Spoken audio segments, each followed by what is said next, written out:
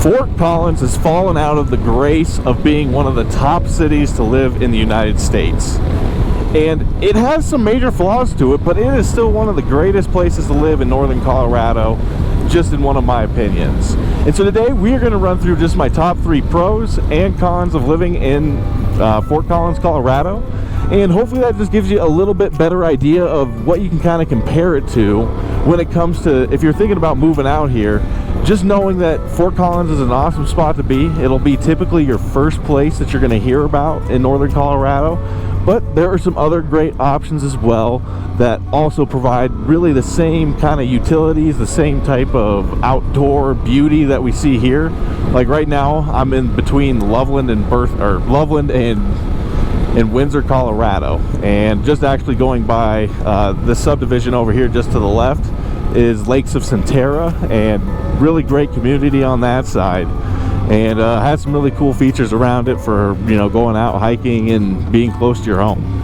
But let's jump into it today and just really strictly talk about Fort Collins pros and cons.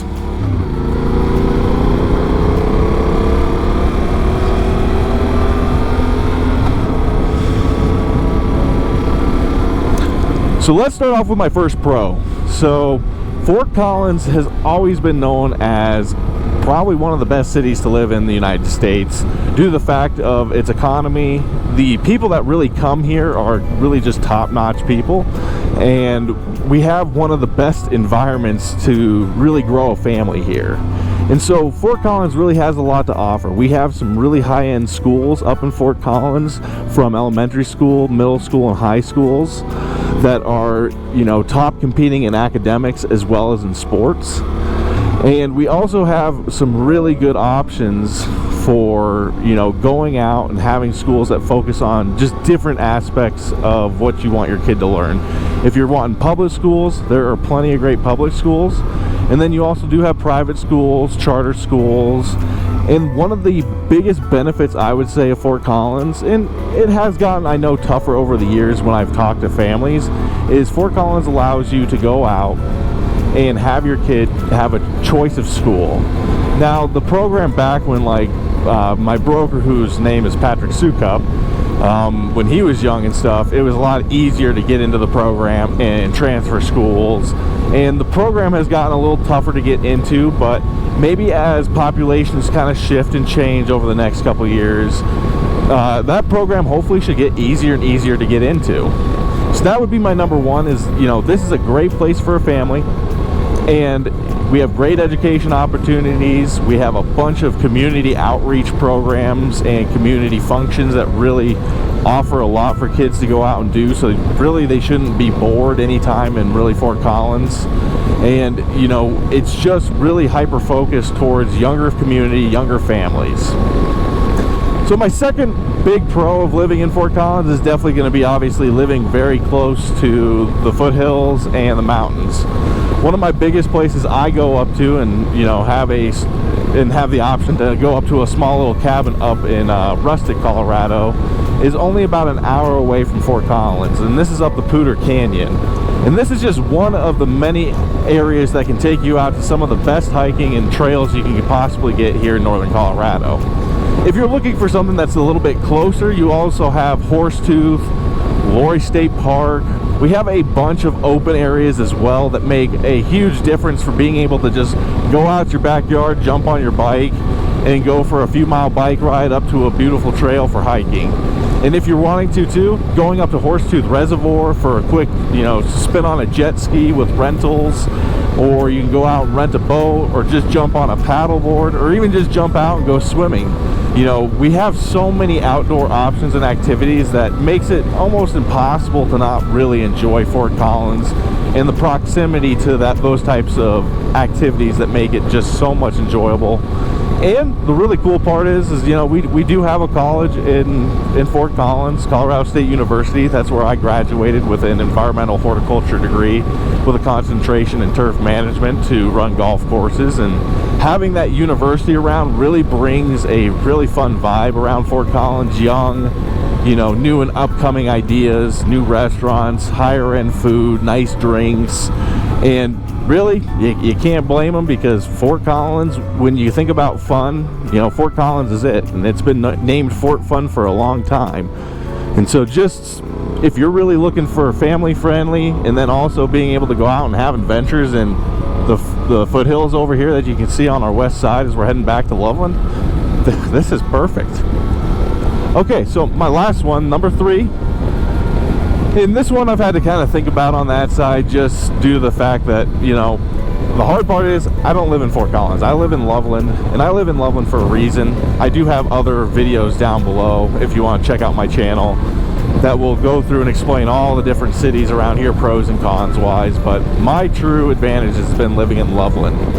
And, you know, between Loveland and Fort Collins, you know, the nice part is we still have a small community. I run into people constantly out here that I've met, you know, from 5 years ago, that we still remember each other. We run into each other at the grocery store, and this is even in Fort Collins. And, you know, the population is around 180,000 and still growing on that side. I think we're probably closer to getting to 189, 190,000 people in Fort Collins. But you still have the small restaurants. You still have a really fun small downtown. We haven't turned into a, you know, a Longmont on that side, and we haven't done anything on that end where we've kind of ruined the ambiance of Fort Collins. It's stayed a small community.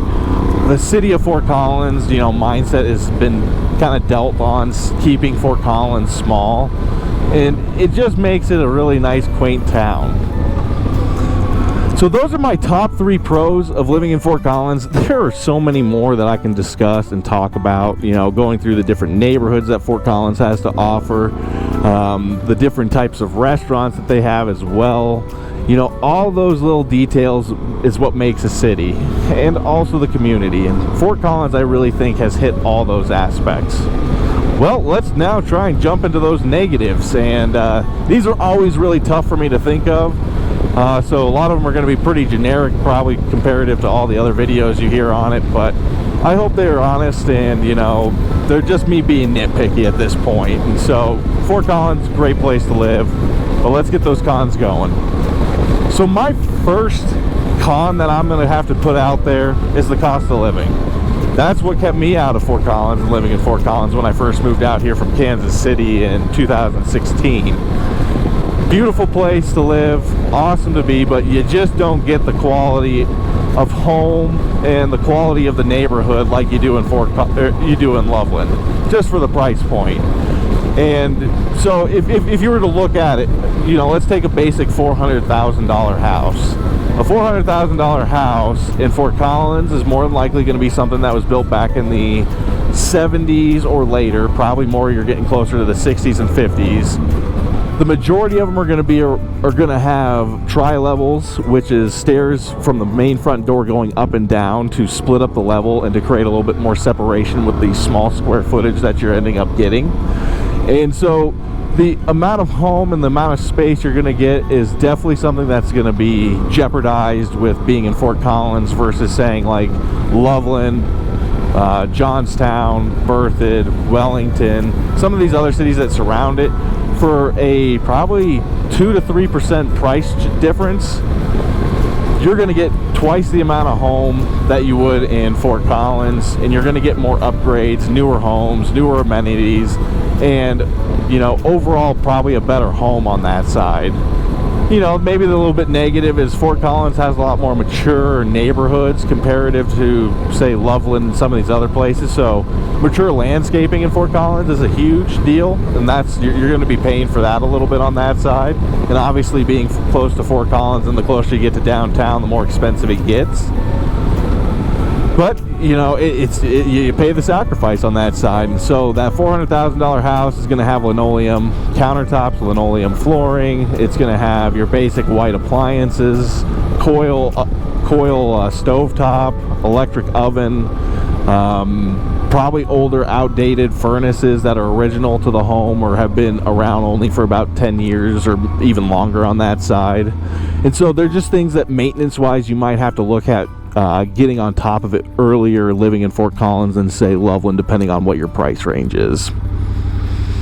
My second negative of Fort Collins is definitely going to be the population. You know, when I live in Loveland, which is a population of like 90,000 people, probably about now in 2023, we're not that big. You know, adding an extra 100,000 people plus adding the college students on top of that come, you know, fall and winter time, you can really feel it. I mean, I've just yesterday, for example, I was heading out of Fort Collins back to Loveland, and right now there's quite a bit of construction, as you can see, kind of going on. I mean, even here in Loveland, we don't get away from it, but it can cause some serious backups. I was heading from Harmony, heading south on Taft. Taft Hill is closed right now, and it took me probably 25 minutes to get back to Loveland, which typically it would only take you 10 to 15 minutes at most.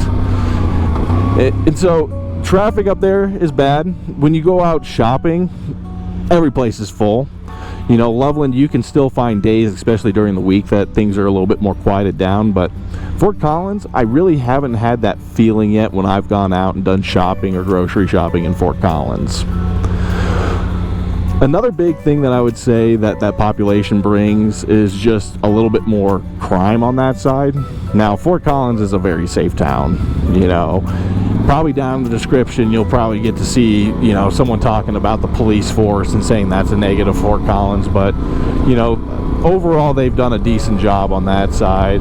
And a lot of our crime typically happens with car thefts and, you know, assaults, physical assaults at bars, and some of those kind of, you know, odd and end, you know, kind of things that end up happening in Fort Collins. And then every once in a while you'll hear about a shooting or something like that. But overall, Fort Collins population is bigger, causes maybe a little bit more issues or a little more stirring of the people, but overall Fort Collins is still safe. But compared to a Loveland or some of the areas in Loveland or Johnstown or Windsor, you know, they're just a smaller town, a little more quiet, and so you just maybe don't hear about it as much, or there's really generally just less issues going on in those towns. So my third and final issue that I would have with Fort Collins is going to be having the CSU there. You know, it does bring a totally different vibe than Loveland does. Loveland is a very chill, relaxed place to live. There's not many people here. Most of my neighbors are 55 plus and older, and so we're at an older population. I think the average age in Loveland is like 53 years old, and so as being a younger at my age of being almost 30 now, you know, it's pretty crazy to think that, you know, these people that are in their 40s and 50s are even considered old, but most of them are just still as fun, still as enjoyable. Even some of the guys that are from still the baby boomer ages are funner than some of the younger guys that, you know, I've hung out in my time period. And so, you know, Fort Collins, you just get a young population, so you'll just see more younger generations around when you're shopping. They're going to be more of your basic employees around with, you know, food. So your Taco Bells, McDonald's, your basic food, stuff like that. Going to be a lot younger group. So for example, when you're down in downtown Fort Collins, you're going to have a lot younger waitresses and waiters there. You know, where if you go to Loveland, you know, the youngest people I see is typically the hostess, and they're probably, you know, getting close to that 18-year-old age, I would assume. And then a lot of the waiters are going to be in their 30s and 40s actually, which makes it nice. It feels a little bit more professional in Loveland than it does in Fort Collins. And so that's about what I would say is just the population is just a little different. The driving is a little different. Loveland, it's a lot more chill driving in Loveland than it is in Fort Collins when the college students are around. It becomes a little bit more of a battle on that side, and so it's just something to kind of keep your mind on.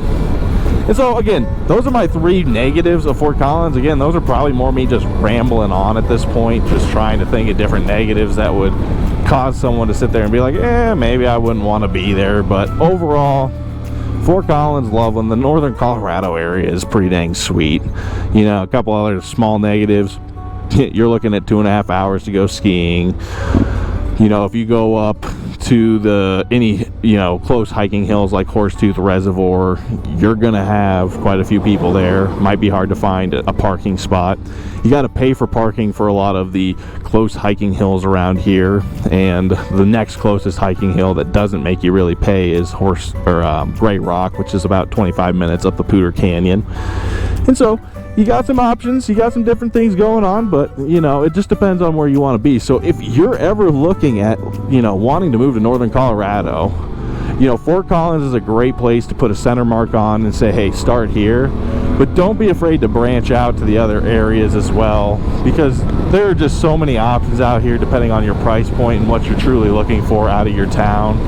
And don't ever hesitate to ask questions about those. Just down in the comments, I always try to get back to people on it. Add your pros and cons as well about what Fort Collins has to offer, because I gotta try and keep these videos as short as possible, otherwise I get bored of them. I can't even watch my own videos, so I try to keep them short, quick, and simple. So if you guys ever have any questions, please reach out. All my information is going to be down in that description, and I will be talking to you guys next week more on the pros and cons of different towns around northern Colorado. Have a good one, guys. Bye.